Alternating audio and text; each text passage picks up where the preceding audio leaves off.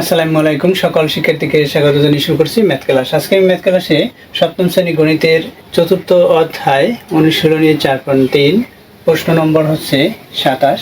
এই 27 নম্বর প্রশ্নটি সহজে সমাধান দেব। তাহলে দেখো, এখানে নম্বর 27 লিখি। দেওয়া আছে বা প্রদত্ত রাশি, এখানে প্রদত্ত রাশি 20 মাইনাস থার্ড ব্র্যাকেট শুরু, সেকেন্ড ব্র্যাকেট শুরু, ফার্স্ট ব্র্যাকেট শুরু, 6a plus 3b first bracket শেষ, মাইনাস ফার্স্ট ব্র্যাকেট শুরু 5a minus 2b first bracket শেষ, সেকেন্ড ব্র্যাকেট শেষ, প্লাস 6 থার্ড ব্র্যাকেট শেষ। এটা হচ্ছে প্রদত্ত রাশি। আমাদের অবশ্যই লিখতে হবে প্রদত্ত রাশি। দেখো, এই অঙ্কটি সমাধানের পূর্ব শর্ত হলো আমাদের প্রথমে বোডম্যানের ব্যাখ্যা জেনে নিতে হবে।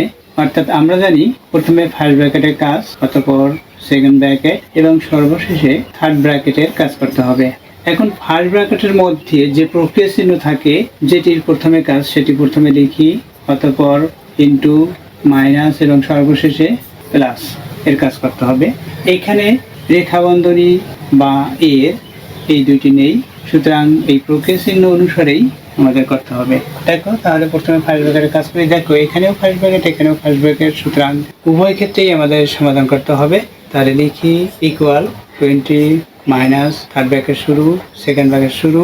এখানে ফার্স্ট ব্র্যাকেটের কাজ। দেখো, এখানে অক্ষর প্রতীক হচ্ছে ভিন্ন ভিন্ন, সুতরাং এটার সাথে এটা যোগ বা বিয়োগ হবে না। এখানে যেহেতু প্লাস সাইন, সুতরাং প্লাস হবে না। তাই আমাদের কি করতে হবে, এই যে এখানে কোনো সাইন নেই বা কোনো প্রক্রিয়া চিহ্ন নেই, সেই প্রক্রিয়া চিহ্ন এখানে প্লাস ধরে, এখানেও প্লাস আছে, এই প্লাসের সাথে গুণ করলে প্লাসে প্লাস হবে, 6 হবে। এই প্লাস এখানে প্লাসের সাথে প্লাস গুণ করলে প্লাস হয়, এখানে প্লাস প্রথমে না লিখলে হবে। এই পাশে এই প্লাস এই গুণ প্লাসের সাথে প্লাস গুণ করে প্লাস হবে। এখানে 3b আছে, 3b লিখি, ফার্স্ট ব্র্যাকেট উঠে যাবে যেহেতু আমরা এখানে ফার্স্ট ব্র্যাকেটের কাজ সমাপ্ত করেছি।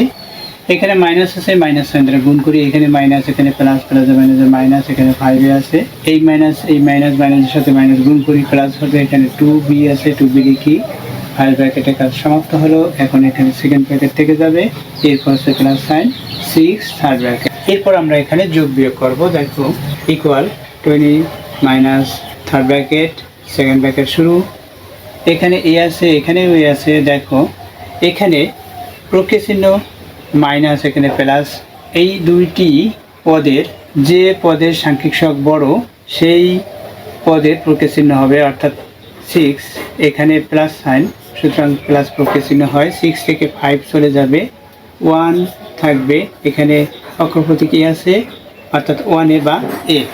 এখানে b আছে, 3b, এখানে 2b। উভয় ক্ষেত্রেই দেখতে পাচ্ছি আমরা প্রক্রিয়া চিহ্ন প্লাস, সুতরাং এটার সাথে এটা প্লাস হবে।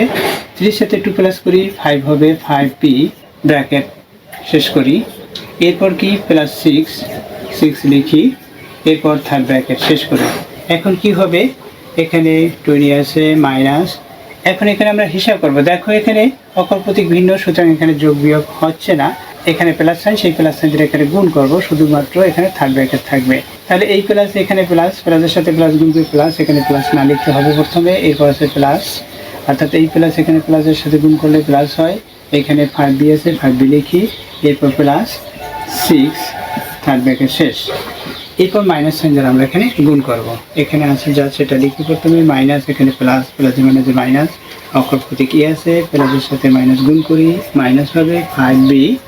এরপর এই মাইনাস, এখানে প্লাস গুণ করি, মাইনাস হবে, 6 হবে। এখন আমরা এখানে হিসাব করব কত হয়। দেখো, এখানে এই 20 থেকে 6 মাইনাস হবে, তাহলে 14 হবে। এরপর ভিন্ন ভিন্ন অক্ষর প্রতীক, সুতরাং এটা যেভাবে আছে অনুভাবেই লিখে দেব, অর্থাৎ অপরিবর্তিত অবস্থায় লেখা হবে। মাইনাসে মাইনাস 5b, এটা হলো, এটাই হচ্ছে নির্ণেয় সরল মান।